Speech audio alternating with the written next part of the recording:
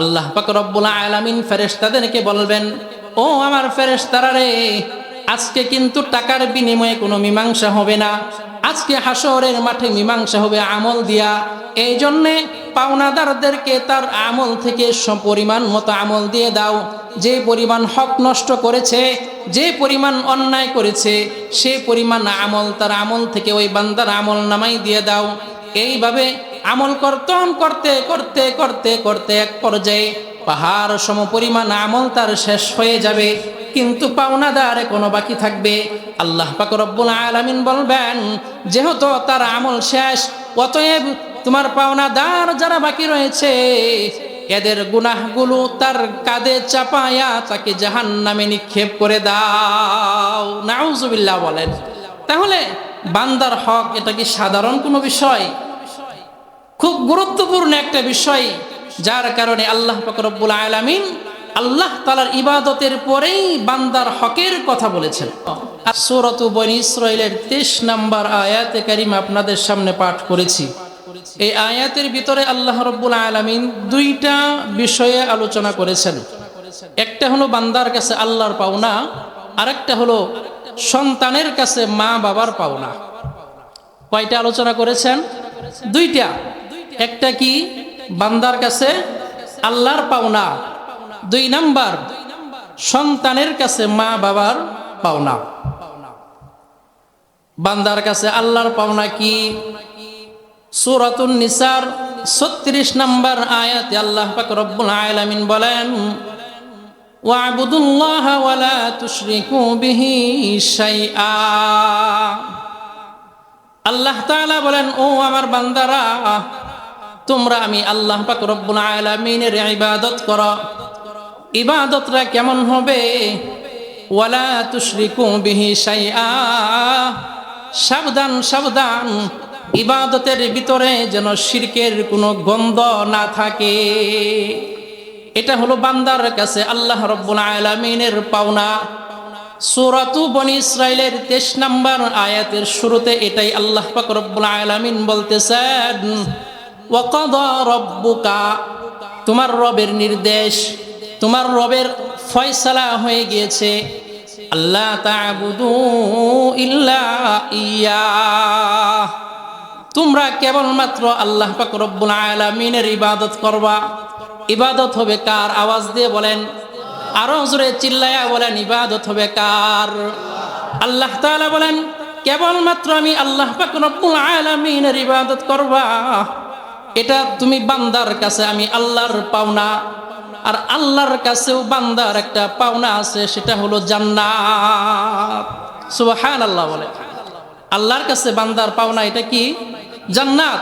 আর বান্দার কাছে আল্লাহর পাওনা কি? শিরিক মুক্ত ইবাদত। কি বলেন? সকলেই বলেন, শিরিক মুক্ত ইবাদত। এখন প্রশ্ন হতে পারে, আমরা যদি আল্লাহ পাক রব্বুল আলামিনের পাওনা আদায় করি, আল্লাহ পাক রব্বুল আলামিনও কি আমাদের পাওনা আদায় করতে বাধ্য কিনা? মুহতারাম হাজরিন, আল্লাহ পাক রব্বুল আলামিনের পাওনা আদায় করতে আমরা বাধ্য। কেন বাধ্য? যদি আমরা আল্লাহ পাক রব্বুল আলামিনের পাওনা আদায় না করি, তাহলে আল্লাহ পাক রব্বুল আলামিন ইচ্ছে করলে মাফ করেও দিতে পারেন, অথবা হাসরের মাঠে আদালতে আল্লাহ পাক রব্বুল আলামিন শাস্তির কাঠ গড়ায়ও আপনাকে আমাকে দাঁড় করাতে পারেন। কিন্তু আল্লাহর কাছে আমাদের যে পাওনা, এটা আল্লাহ পাক রব্বুল আলামিন দিতে বাধ্য নয়, বরং এটা আল্লাহ পাক রব্বুল আলামিনের দয়ার উপরে নির্ভরশীল। এটা বুঝতে হলে আল্লাহ রাসূল সাল্লাল্লাহু আলাইহি ওয়াসাল্লামের একটা ঘটনা আপনাদের সামনে পেশ করছি। আল্লাহ রাসূল সাল্লাল্লাহু আলাইহি ওয়াসাল্লাম বলেন, ও আমার সাহাবারা, একজন ব্যক্তি ছিল, আবেদ ছিল, যিনি 500 বছর পর্যন্ত আল্লাহ পাক রব্বুল আলামিনের ইবাদত করেছে। এমন ইবাদত, নির্ভেজাল ইবাদত, যে ইবাদতের ভিতরে কোনো অহংকার নাই, যে ইবাদতের ভিতরে কোনো শিরকের গন্ধ নাই, এমন নির্ভেজাল ইবাদত করেছে। কয় শত বছর? বলেন, 500 বছর নির্ভেজাল ইবাদত করার পরে আল্লাহ পাক রব্বুল আলামিনের কাছে বান্দা 2টা দোয়া করেছে। 1 নাম্বার দোয়া হলো, বান্দা দোয়া করতেছো, আল্লাহ আমার শেষ হায়াতের সময়টুকুন যেদিন মালাকুল মাউত আমার জানটা কবজ করে নিয়ে যাবে, ওই সময় আমার মৃত্যুটা যেন সেজদারত অবস্থায় হয়। 2 নাম্বার, কবরে যখন আমার লাশটা রাখা হবে, কবরের ভিতরেও যেন আমার লাশটা সেজদারত অবস্থায় থাকে। আল্লাহর রাসূল বলেন, বান্দার 2টা দোয়াই আল্লাহ রাব্বুল আলামিন কবুল করে নিয়েছেন। বান্দার মৃত্যুর পরে কিয়ামত পর্যন্ত বান্দার লাশটা কবরের ভিতরে সেজদা অবস্থায় থাকবে। হাসরের মাঠে যখন এই বান্দা 500 বৎসরের ইবাদত নিয়ে আল্লাহ তাআলার সামনে দাঁড়াবে, আল্লাহ পাক রব্বুল আলামিন ফেরেশতাদেরকে ডাক দিয়ে বলবেন, ও আমার ফেরেশতারা, আমার এই বান্দাটাকে আমার দয়ায় তোমরা জান্নাতে নিয়ে যাও। সুবহানাল্লাহ বলেন। কার দয়ায়? আল্লাহর দয়ায়। তো বান্দার দিলের ভিতরে প্রশ্ন জাগতে পারে কিনা যে, ও আল্লাহ, আমি তো তোমার পাওনা পালন করলাম 500 বৎসর নির্ভেজাল ইবাদতের মাধ্যমে, তো আমার পাওনা তোমার কাছে জান্নাত, এটা দিয়ে দিবা, তো এখানে আবার তোমার দয়া আসলো কোথা থেকে? বান্দা আল্লাহ তাআলার কাছে প্রশ্ন করতেছে, ও আল্লাহ, 500 বৎসর নির্ভেজাল ইবাদত করলাম জান্নাত পাওয়ার জন্যে, এখন আপনি বলতেছেন আপনার দয়ায় আমাকে জান্নাতে যেতে হবে। আল্লাহ পাক রব্বুল আলামিন কোনো জবাব দেয় নাই। দ্বিতীয়বার আবার যখন বান্দা জিজ্ঞেস করছে, আল্লাহ তাআলা কোনো জবাব দেয় নাই। তৃতীয়বার যখন বান্দা আল্লাহ তাআলার কাছে আবার জিজ্ঞেস করেছে, আল্লাহ পাক রব্বুল আলামিন বান্দাকে বলতেছে, গো বান্দা, তুমি 500 বৎসর ইবাদত করেছ, ইবাদতের বিনিময়ে তুমি আমার কাছে জান্নাত চাইতেছ। ও গো বান্দা, তুমি যখন তোমার মায়ের গর্ভের ভিতরে ছিলা, আমি আল্লাহ পাক রব্বুল আলামিন তোমাকে যে 2টা চক্ষু দান করেছিলাম, বলো তো দেখি দুনিয়াতে 500 বৎসর ইবাদতের বিনিময়ে এই 2টা চক্ষু তুমি পাইতা কিনা? বান্দা বলে, না না, মায়ের গর্ভের ভিতরে 2টা সুস্থ চক্ষু যদি আপনি না দিতেন, 500 বৎসর কেন 1000 বৎসর ইবাদতের বিনিময়েও এই 2টা চক্ষু আমি পাইতাম না। আল্লাহ তাআলা বলবেন, মাইনা নিলাম, 500 বৎসরের ইবাদতের বিনিময়েই তুমি 2টা চক্ষু পেয়ে গেছ।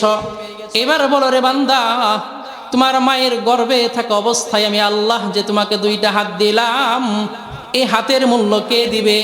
তোমাকে আমি 2টা কান দিলাম, এই কানের মূল্য কে দিবে?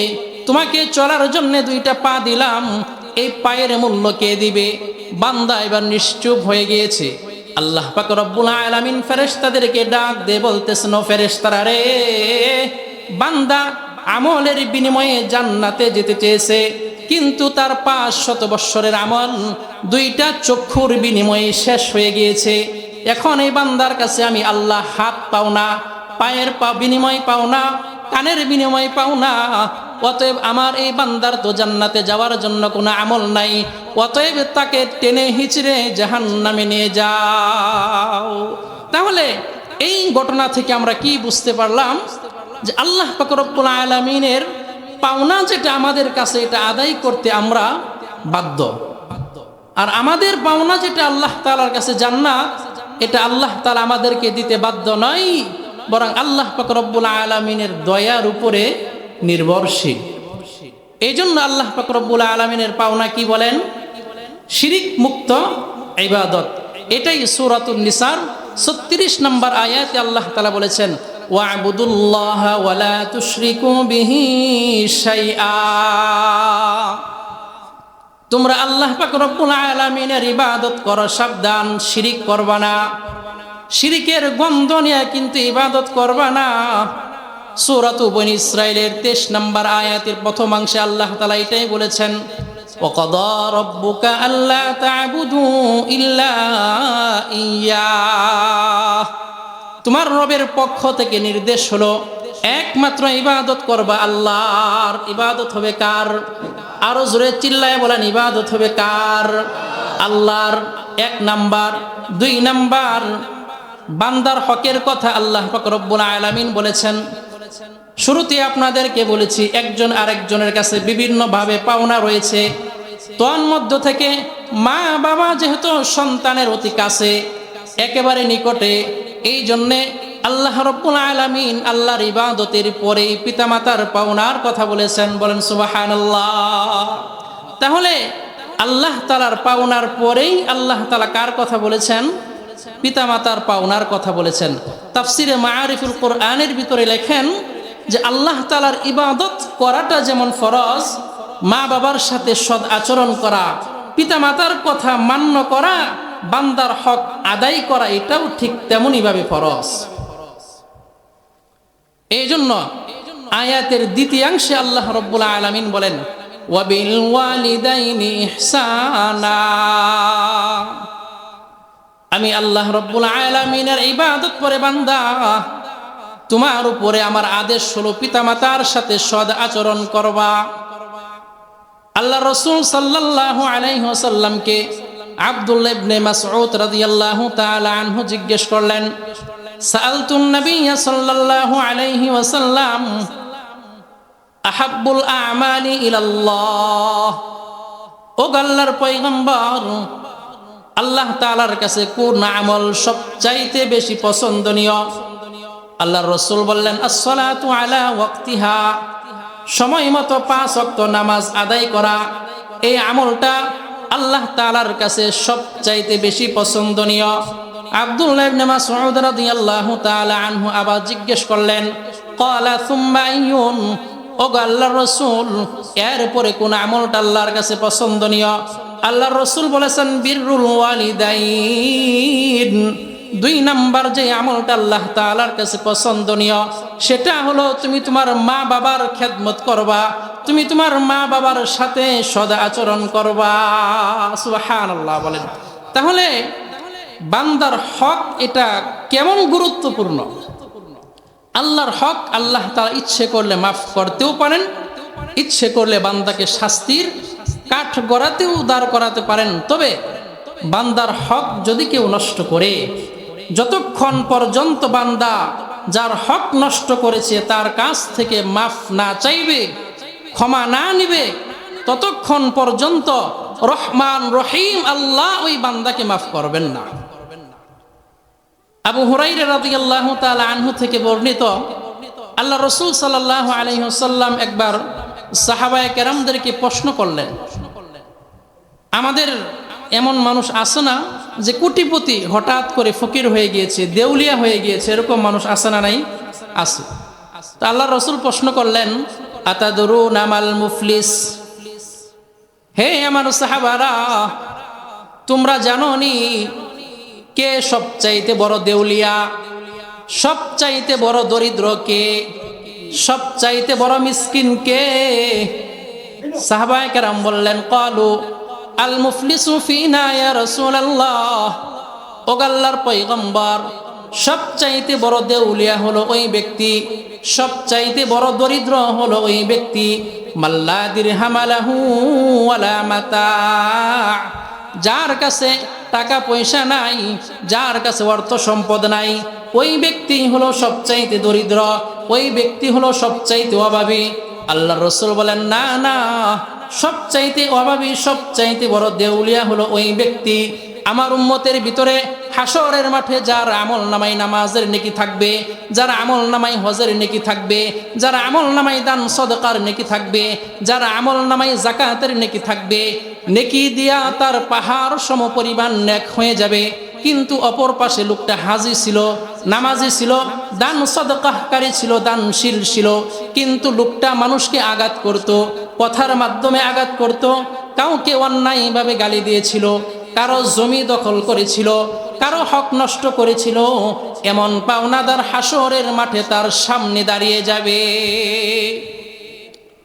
আল্লাহ রাসূল বলেন, ওই দিন আল্লাহ পাক রব্বুল আলামিনের কাছে বিচার দায়ের করবেন, ওগো আল্লাহ, তোমার এই বান্দা আমলের পাহাড় নিয়ে দাঁড়াইছে, কিন্তু আমি বান্দার হক নষ্ট করেছিল, অন্যায়ভাবে আমাকে গালিগালাজ করেছিল, আমার জমিন তার দখল করে নিয়েছিল।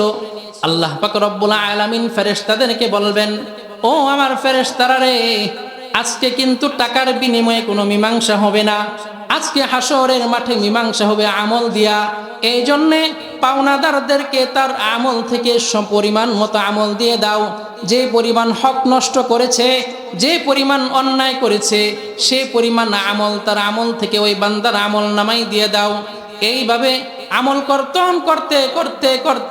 এক পর্যায়ে পাহাড় সম পরিমাণ আমল তার শেষ হয়ে যাবে, কিন্তু পাওনাদার কোনো বাকি থাকবে। আল্লাহ পাক রব্বুল আলামিন বলবেন, যেহেতু তার আমল শেষ, অতএব তোমার পাওনাদার যারা বাকি রয়েছে এদের গুনাহগুলো তার কাঁধে চাপায়া তাকে জাহান্নামে নিক্ষেপ করে দাও। নাউজুবিল্লাহ বলেন। তাহলে বান্দার হক এটা কি সাধারণ কোনো বিষয়? খুব গুরুত্বপূর্ণ একটা বিষয়, যার কারণে আল্লাহ পাক রব্বুল আলামিন আল্লাহ তাআলার ইবাদতের পরেই বান্দার হকের কথা বলেছেন। আর বান্দার ভিতরে যেহেতু মানুষের ভিতরে সবচাইতে কাছের এবং সবচাইতে নিকটতম যেহেতু মা বাবা, এই জন্য আল্লাহ পাক রব্বুল আলামিন বলেছেন, আগে তোমরা তোমার মা বাবার সাথে সৎ আচরণ করো। যে সন্তান তার মা বাবার সাথে সৎ আচরণ করতে পারবে না, সে কখনোই পাড়া প্রতিবেশীর সাথে সৎ আচরণ করতে পারবে না। যে সন্তান তার মা বাবার হক আদায় করতে পারবে না, সে সন্তান কখনো অন্যের হক আদায় করতেও পারবে না। এই জন্য আল্লাহ রাব্বুল আলামিন বলতেছেন, ওয়াবিল ওয়ালিদাইনি ইহসানা, তোমরা তোমাদের মা বাবার সাথে সদা আচরণ করো। নির্দেশটা কার? আওয়াজ দিয়ে বলেন, নির্দেশটা কার? আল্লাহর। কিভাবে সদা আচরণ করব? আল্লাহ পাক রব্বুল আলামিন বলেন, ইম্মা ইয়াবলুগান্না ইনদাকাল কিবারা আহাদুহুমা আও কিলাহুমা, তোমার জীবদ্দশায় তোমার মা বাবার উভয়ের একজন অথবা উভয়কেই যদি তুমি পাও, ফালা তাকুল লাহুমা উফিন, তাদের সাথে এমন কোনো আচরণ করিও না, তাদের সাথে এমন কোনো ব্যবহার করিও না যেই ব্যবহারের কারণে মা বাবা অন্তর থেকে উফ শব্দটুকু উচ্চারণ করে। যদি তুমি এমন ব্যবহার করো, এমন আচরণ তুমি তোমার পিতামাতার সাথে করো, যে আচরণের কারণে জবান দিয়া বদদুয়া দেওয়ার দরকার নেই, অন্তর থেকেও যদি উফ শব্দটুকুন বলে, তাহলে সন্তান তুমি তোমার মা বাবার সাথে সৎ আচরণ করলা না। 2 নাম্বার আল্লাহ তাআলা বলেন, ওয়ালা তানহারহুমা, সাবধান সাবধান, পিতা মাতাকে ধমকের সুরে কথা বলিও না। ওয়ালা তাকুল লাহুমা কাওলান কারীমা, কথাবার্তা কেমনে বলবা? আল্লাহ পাক রব্বুল আলামিন বলেন, সবচাইতে নমনীয়তার সাথে পিতামাতার সাথে তুমি কথাবার্তা বলবা। এবার আসেন, আমরা যে পিতামাতার হক আদায় করব, পিতামাতার ভিতরে সন্তানের কাছ থেকে সবচাইতে বেশি সেবা, সবচাইতে বেশি খেদমত পাওয়ার উপযুক্ত কে? আল্লাহ রাসূল সাল্লাল্লাহু আলাইহি ওয়াসাল্লামের একটা হাদিস হযরত আবু হুরায়রা রাদিয়াল্লাহু তাআলা আনহু থেকে বর্ণিত।